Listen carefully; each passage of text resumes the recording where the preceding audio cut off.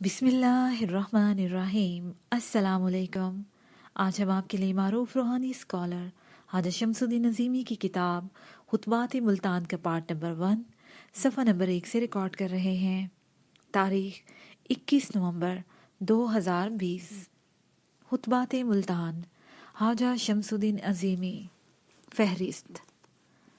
सफ़ा नंबर 2 तसव्वुफ़ मुकम्मल इल्म है। सफ़ा नंबर 4 इल्म तसव्वुफ़ की अहमियत। सफ़ा नंबर 14 ज़ाहरी और बातनी ज़िंदगी। सफ़ा नंबर 20 मुराकबा क्या है। सफ़ा नंबर 28 हर शय दो रूहों पर तहलीक की गई है। सफ़ा नंबर 41 मकसद हयात। सफ़ा नंबर 54 रूह का इल्म। सफ़ा नंबर 62 रूह का लिबास। सफ़ा नंबर 70 फितरत और जबिल्लत। सफ़ा नंबर 80 ख्याल आए बगैर कोई अमल मुमकिन नहीं। सफ़ा नंबर 88 कानून। सफ़ा नंबर 91 जज्बात कहाँ बनते हैं। सफ़ा नंबर 95 ख्यालात क्यों आते हैं। सफ़ा नंबर 98 हजूर सल्लल्लाहु अलैहि वसल्लम के शब और रोज़। सफ़ा नंबर 101 तज़किया नफ्स। सफ़ा नंबर 110 30 करोड़ लोहे महफूज। सफ़ा नंबर 117 मिसाल। सफ़ा नंबर 118 आलमे इस्लाम में इस्तराब क्यों है। सफ़ा नंबर 125 रूहानी अलूम और ख़वातीन।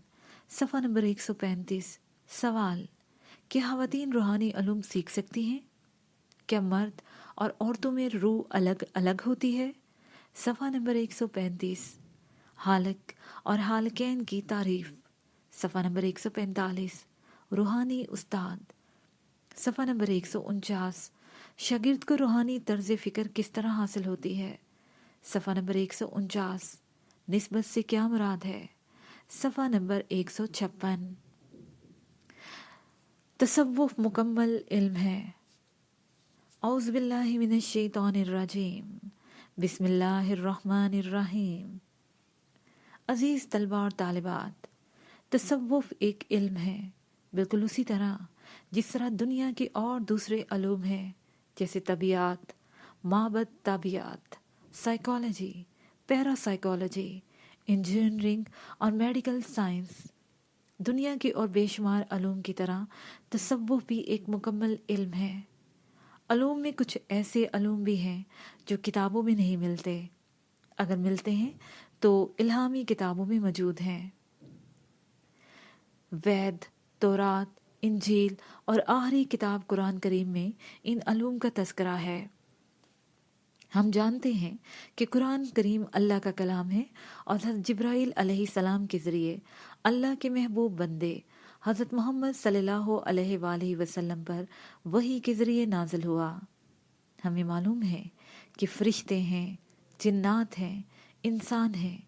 जिस तरह हम इंसान की तारीफ़ बयान करते हैं, इंसान की ज़िंदगी का तज्ज़िया करते हैं, या इंसान के जिस्म के अंदर जो मशीनरी अल्लाह ताला ने फ़िट की है उसको खोल कर देख सकते हैं, दिल, गुर्दे, फेफड़े वगैरह, या इंसानों की उम्र का अंदाज़ा लगा सकते हैं। इसी तरह हम फ़रिश्तों और जिन्नात के बारे में तफसीली बात नहीं जानते। हम फ़रिश्तों और जिन्नात के बारे में तफसीलात इसलिए नहीं जानते कि इस इल्म पर हमें अबूर हासिल नहीं है। ये ऐसी बात है कि एक आदमी साइंटिस्ट है, उसने फ़िज़िक्स पढ़ी है, लेकिन तजर्बात में इसका कोई अमल दखल नहीं है। एक आदमी कोई चीज़ ईजाद नहीं कर सकता तो आप इसे साइंटिस्ट नहीं कह सकते, ना ही कहते हैं। तसव्वुफ़ इन अलूम की पर्दा कुशाई करता है जो गैब से मुतल्लिक है। एक सूफ़ी इस बात को जानता है कि इंसान की तहलीक में अल्लाह ताला की कौन कौन सी सिफ़ात काम कर रही हैं, या इंसान की तहलीक का मकसद क्या है। इंसान जब पैदा नहीं हुआ था वो कहाँ था, और उसकी दुनिया की ज़िंदगी गुजारने के बाद जब वो मर जाता है तो किस आलम में चला जाता है।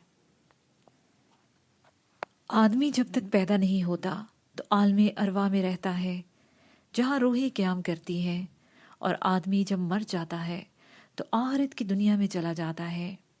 लेकिन ये जानना उसके लिए नहीं है کہ ہم نہیں جانتے کہ مرنے کے بعد کی زندگی کے شب و روز کیا ہیں، مرنے کے بعد کی زندگی یا مرنے کے بعد کی دنیا کیا ہے، کیا وہاں سورج نکلتا ہے، وہاں چاند نکلتا ہے، کیا وہاں بھی زمین ہے جس پر مکانات بنتے ہیں؟ اس کے بارے میں ہمارا علم لا علم ہے۔ پیدا ہونے سے پہلے ہم کہاں تھے، اس کا بھی ہمیں پتہ نہیں ہے۔ ہم سب کہتے ہیں کہ 7 آسمان ہے، عرش و کرسی ہے، لیکن ہم یہ نہیں کہہ سکتے کہ ہم آسمان کی حقیقت کو جانتے ہیں کہ پہلا آسمان کیا ہے، دوسرا آسمان کیا ہے، 7واں آسمان کیا ہے، عرش کیا ہے۔ جب کوئی آدمی تصوف کے اسکول میں داخل ہو کر تعلیم حاصل کرتا ہے تو وہ اس بات سے آگاہ ہو جاتا ہے کہ زمین کیا ہے، 7 آسمان کیا ہیں، عرش کیا ہے، فرشتے کیا ہیں، جنات کی دنیا کیسی ہوتی ہے۔ انسان کو جس طرح انسان کے بارے میں معلومات ہوتی ہیں، اسی طرح فرشتوں اور جنات کے بارے میں معلومات حاصل ہو جاتی ہیں۔ کوئی انسان جو تھوڑا سا بھی باشعور ہے اس بات سے واقف ہے کہ اس کا اس دنیا میں آنا اس کا ذاتی اختیار یا ذاتی وصف نہیں ہے۔ کوئی آدمی یہ نہیں کہہ سکتا کہ مجھے اس بات کا علم تھا کہ میں خان صاحب کے یہاں پیدا ہوں گا، یا چودھری صاحب کے گھر میں پیدا ہوں گا، یا چمار میرا باپ ہوگا، یا بادشاہ کے ہاں میری ولادت ہوگی۔ تصوف میں پڑھایا جاتا ہے کہ پیدائش سے پہلے بچے کے دماغ کے کمپیوٹر میں نصب کر دیا جاتا ہے، اور اس میں ایسے چپس ڈال دیے جاتے ہیں کہ اگر اس کی عمر 80 سال کی ہے تو اسے ادراک ہو سکتا ہے کہ بچے نے اس 80 سال کی زندگی میں کیا کچھ کرنا ہے۔ تصوف میں مہارت حاصل ہو جائے تو اسے غیب کی دنیا اور مستقبل کے بارے میں معلومات حاصل ہو سکتی ہیں۔ جیسے پیغمبروں نے مستقبل کے بارے میں پیشین گوئیاں کی کہ وہ پوری ہوئیں، اولیاء اللہ سے بھی بہت ساری کرامات سرزد ہوئیں۔ حضرت یوسف علیہ السلام نے بادشاہ کے خواب سن کر 14 سال کے غیب کا انکشافات فرمایا۔ عام آدمی پیغمبر نہیں ہو سکتا، لیکن پیغمبرانہ طرز فکر حاصل کر کے ان کے علوم کا امین ضرور بن جاتا ہے، اور پیغمبروں کی نسبت سے اس کے پر بہت ساری باتیں روشن ہو جاتی ہیں۔ تصوف انسان کی زندگی کے اس حصے کو روشن کرتا ہے جو زندگی کا باطن ہے۔ ہر انسان کی زندگی کے 2 رخ ہیں، ایک رخ ظاہر ہے اور ایک رخ باطن ہے۔ ظاہر رخ یہ ہے کہ ہم بیٹھے ہوئے ہیں، چھوٹے سے بڑے ہو رہے ہیں، اسکول اور کالج جا رہے ہیں، علوم حاصل کر رہے ہیں، ملازمت کر رہے ہیں، کاروبار کر رہے ہیں۔ باطنی زندگی میں سب سے پہلے کا عالم عالم ارواح ہے، یعنی جہاں سے ہماری روحیں چل کر اس دنیا میں مادی وجود میں ظاہر ہوئیں۔ پھر ہم نے اچھے یا برے اعمال کیے۔ اعمال کی بھی 2 قسمیں ہیں، آدمی نیکی کرتا ہے یا برائی کرتا ہے۔ اللہ تعالیٰ کے ارشاد کے مطابق نیکی کی جزا اور برائی کی سزا ہے۔ اگر اس نے اچھے کام کیے تو اللہ کی طرف سے جزا ملتی ہے، اور اگر برائی سرزد ہوئی تو اللہ تعالیٰ کے قانون کے مطابق اس کی سزا مقرر ہے۔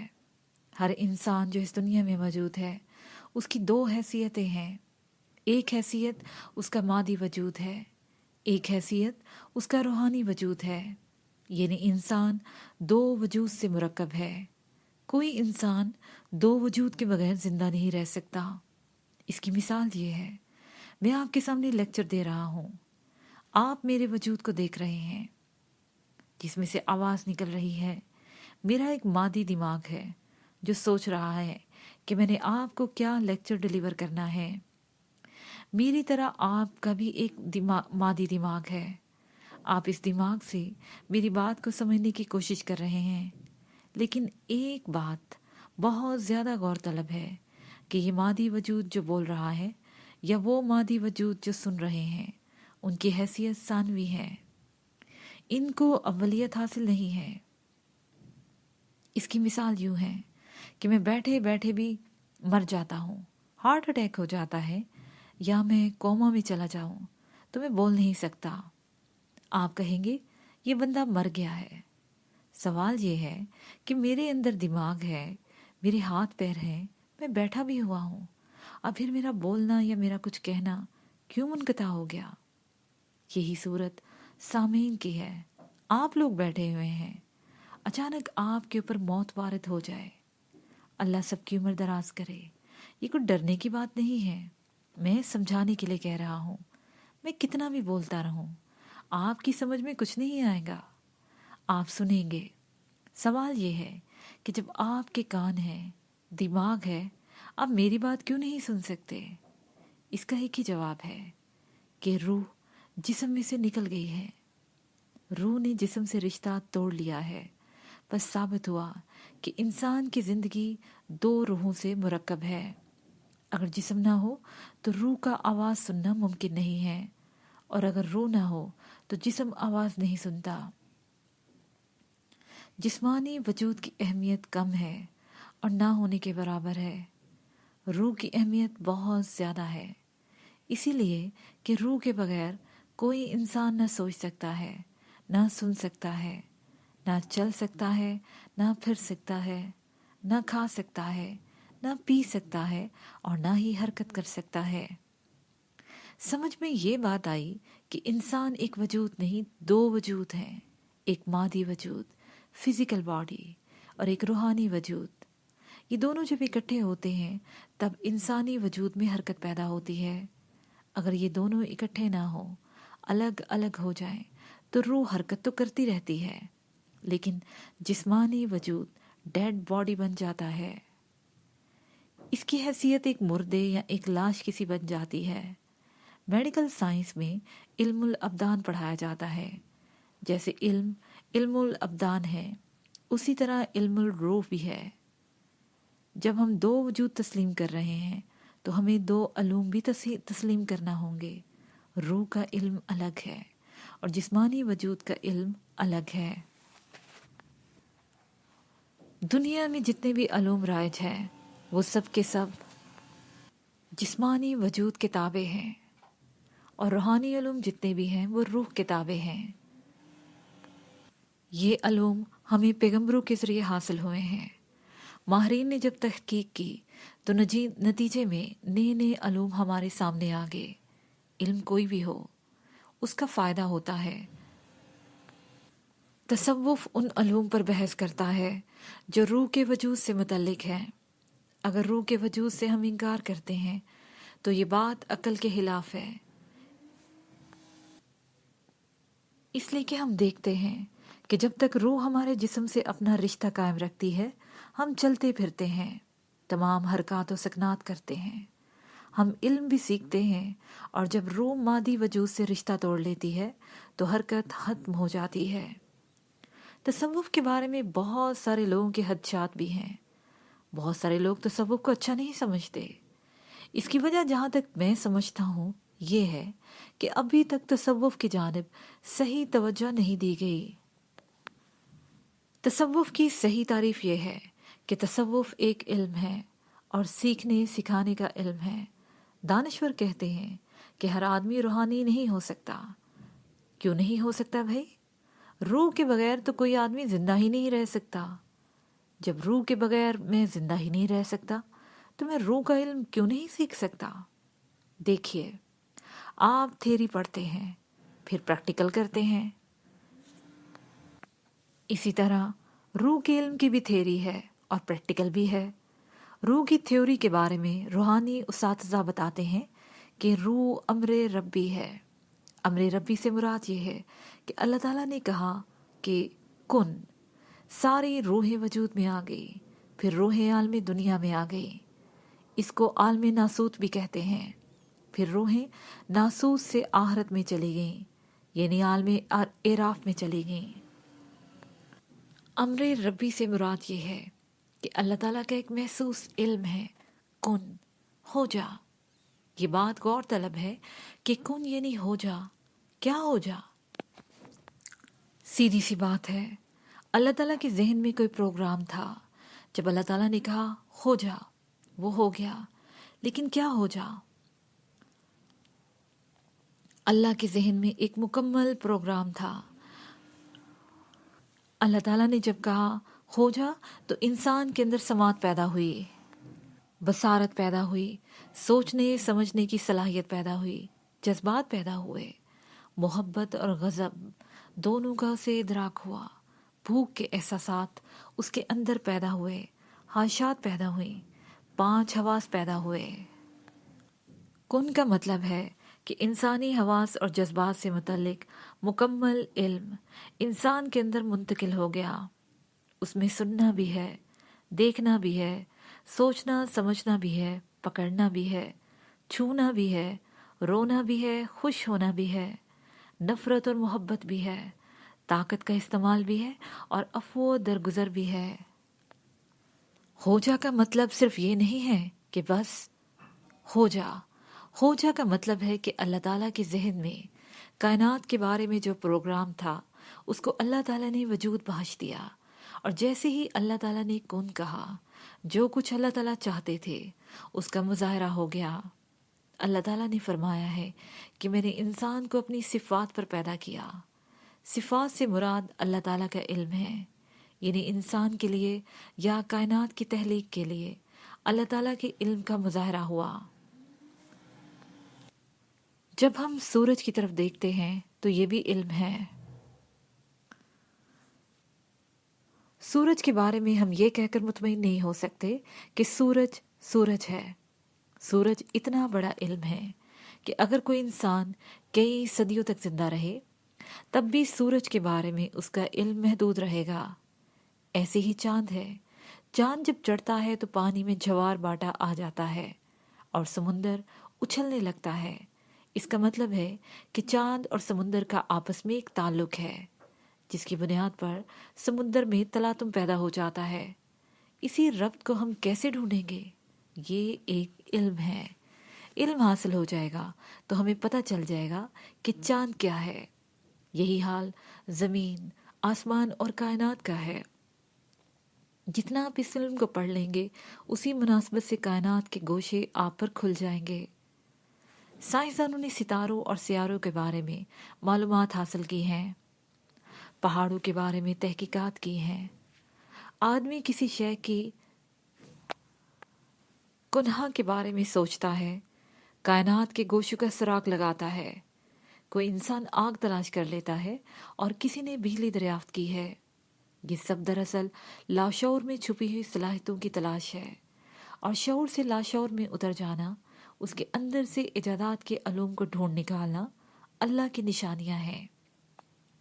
اس لیے یہ ساری تلاش، تحقیق اور تفکر تصوف کے دائرہ کار میں آتی ہیں۔ تصوف کا مطلب یہ نہیں ہے کہ ایک محسوس لباس پہن لیا جائے، گیرو رنگ کی چادر اوڑھ لی جائے، گدڑی پوش بن جائیں یا دنیا بیزار ہو کر جنگل میں جا کر بیٹھ جائیں۔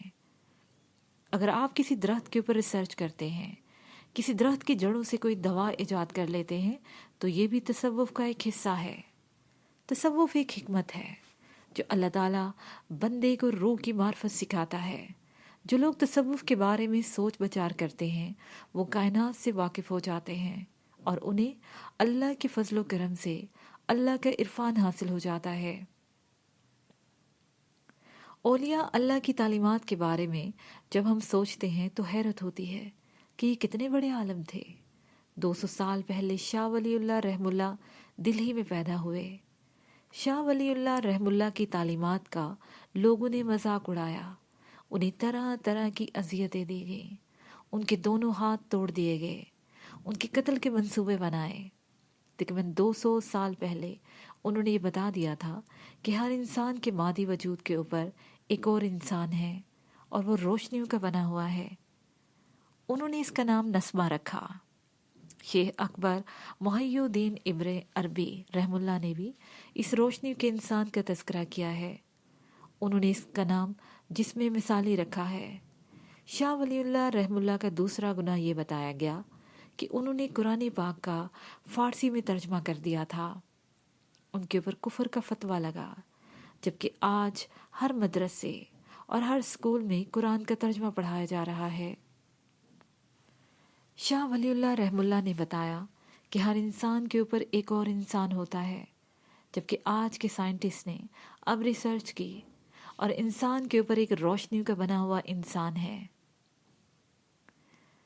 روشنیوں کے اس انسان کو ریفلیکشن کا نام دیا اور انہوں نے اورا رکھا. ہم نے اپنے اسلاف کا جنہوں نے تصوف کو، روحانیت کو ایک علم بنا کر ہمیں سکھانا چاہا، قدر نہیں کی اور ان سے بیزاری کا اظہار کیا. اب بھی یہی ہو رہا ہے. ہوشیار لوگوں نے پیری مریدی کو ذریعہ معاش بنا لیا ہے. تصوف کاروبار نہیں ہے، تصوف ایک علم ہے جس کو پڑھ کر انسان اللہ کی کتاب قرآن کریم کی حکمت سے واقف ہو جاتا ہے اور ٹائم اینڈ سپیس کی حقیقت سے واقف ہو جاتا ہے. تصوف پڑھ کر آدمی کے اندر کی آنکھ کھل جاتی ہے. جس طرح انسان کی جسمانی آنکھ ہے، اسی طرح انسان کے اندر روحانی آنکھ بھی ہے. جب انسان مادی آنکھ سے دیکھتا ہے تو محدود دیکھتا ہے، اور جب انسان روحانی آنکھ سے دیکھتا ہے تو لامحدود دیکھتا ہے. سوال: محترم عظیمی صاحب، سوال یہ ہے کہ روح جب وجود میں آئی تو کچھ روحیں مرد بن گئی اور کچھ روحیں عورتیں بن گئی. عورت کی روح ڈیفرنٹلی کام کرتی ہے اور مرد کی روح ڈیفرنٹلی کام کرتی ہے. تو کیا عالم ارواح میں تحسیس ہو چکی تھی یا مردانہ جسم اور زنانہ کا جسم بعد میں بنا؟ جواب: اللہ تعالیٰ نے قرآن پاک میں فرمایا ہے، ہم نے ہر چیز کو جوڑے جوڑے بنایا ہے. ایک اور جگہ فرمایا ہے،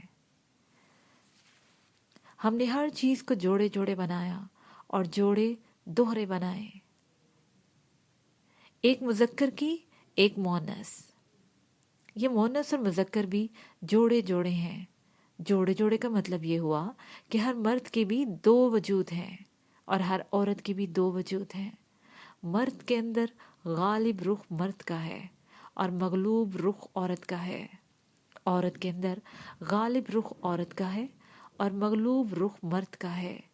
جنسی کشش کا قانون یہ ہے کہ مرد عورت کی طرف کھنچتا ہے اور عورت مرد کی طرف کھنچتی ہے. مرد کے اندر کیونکہ ایک اور رخ عورت کا ہے جو مغلوب ہے، اور عورت کے اندر مرد کا رخ ہے جو مغلوب ہے. مغلوب رخ غالب رخ سے مل کر اپنی تکمیل چاہتا ہے.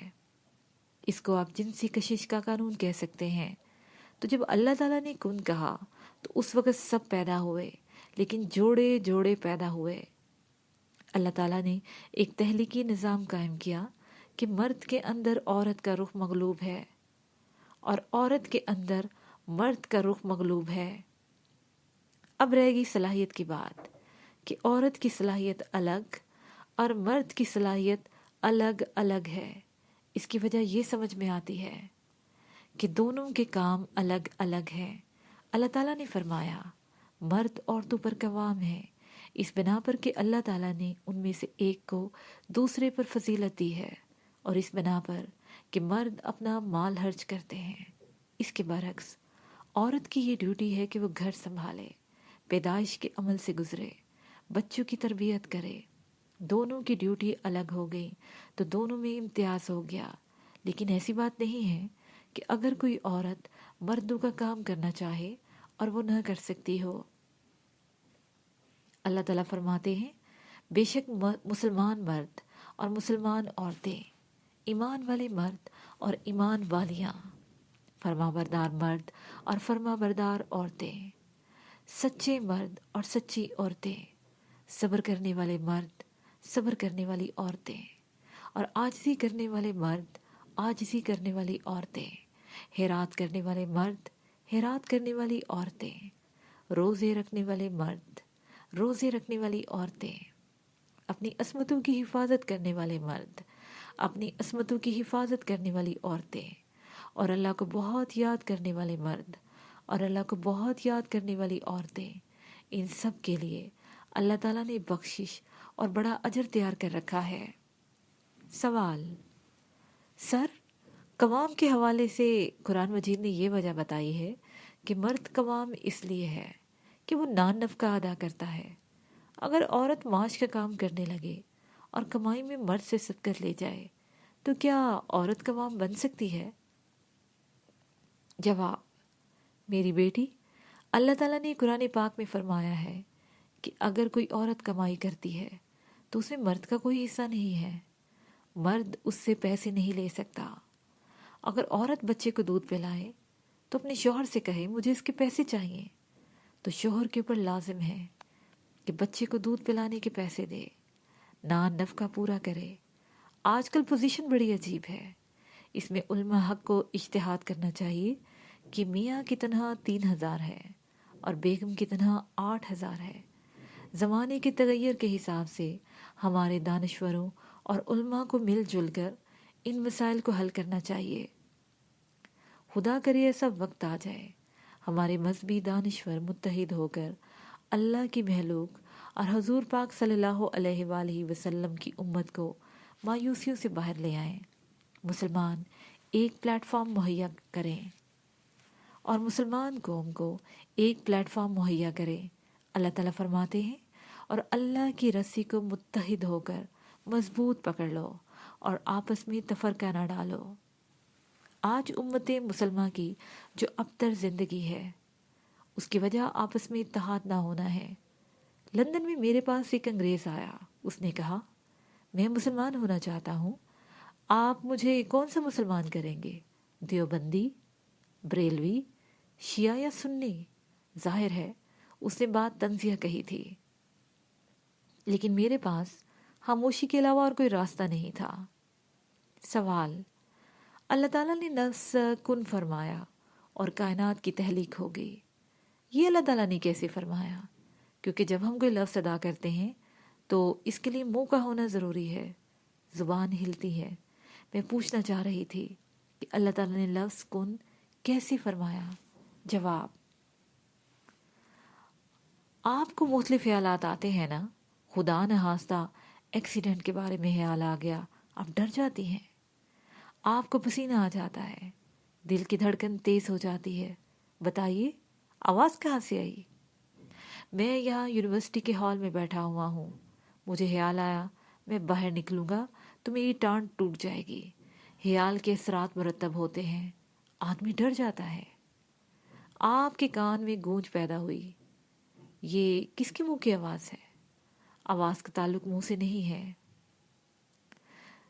دیکھنے کا تعلق مادی آنکھ سے نہیں ہے۔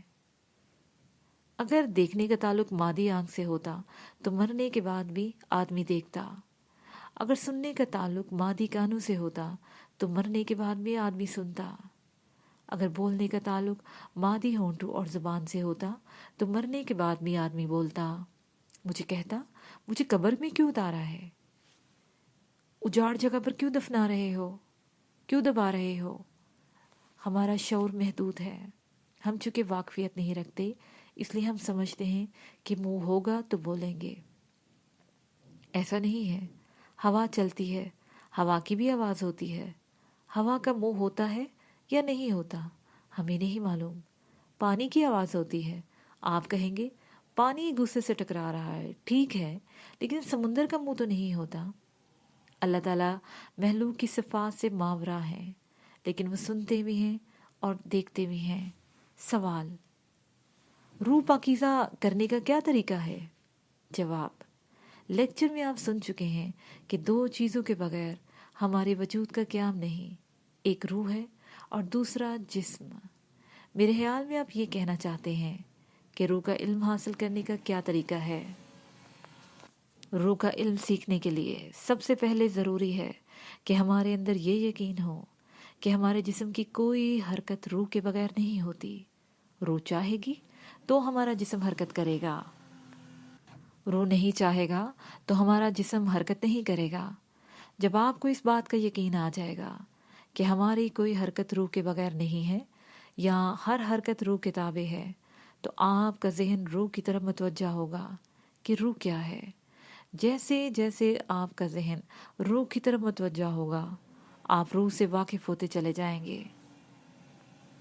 اور اس کا بہترین طریقہ جو اولیاء اللہ، انبیاء علیہ السلام نے بتایا ہے، وہ مذہبی فرائض پورے کر کے مراقبہ کرنا ہے۔ مراقبہ میں جتنا انہماک ہو جائے گا، اسی مناسبت سے انسان اپنی روح کا علم حاصل کر لے گا۔ سوال: صوفی کا علم غیب سے قریب تر ہے، صوفی کا علم غیب سے قریب تر ہے اور صوفی تمام غیر مرئی علوم سیکھ سکتا ہے۔ کیا صوفی حضور صلی اللہ علیہ وآلہ وسلم سے بڑھ کر عالم ہو سکتا ہے؟ جواب: یہ سوال بالکل غلط ہے۔ استغفار پڑھیں۔ نعوذ باللہ، کوئی بندہ جو رسول صلی اللہ علیہ وآلہ وسلم کو خاتم النبیین نہیں سمجھتا اور حضور پاک صلی اللہ علیہ وآلہ وسلم کو سب سے بڑا معلم نہیں سمجھتا، وہ ہرگز صوفی نہیں ہے۔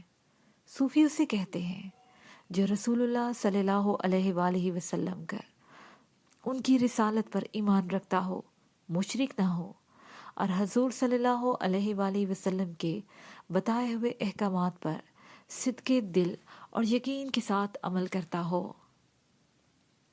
سوال کنندہ: کیا حضور پاک صلی اللہ علیہ وآلہ وسلم کو علم غیب تھا؟ عظیمی صاحب، آپ بتائیے، حضرت جبرائیل علیہ السلام غیب ہے یا ظاہر ہے؟ سوال کنندہ: غیب ہے۔ عظیمی صاحب، حضرت جبرائیل علیہ السلام حضور صلی اللہ علیہ وآلہ وسلم سے باتیں کرتے تھے؟ سوال کنندہ: جی ہاں۔ اس کے ساتھ ہی یہ پارٹ اپنے اختتام کو پہنچا۔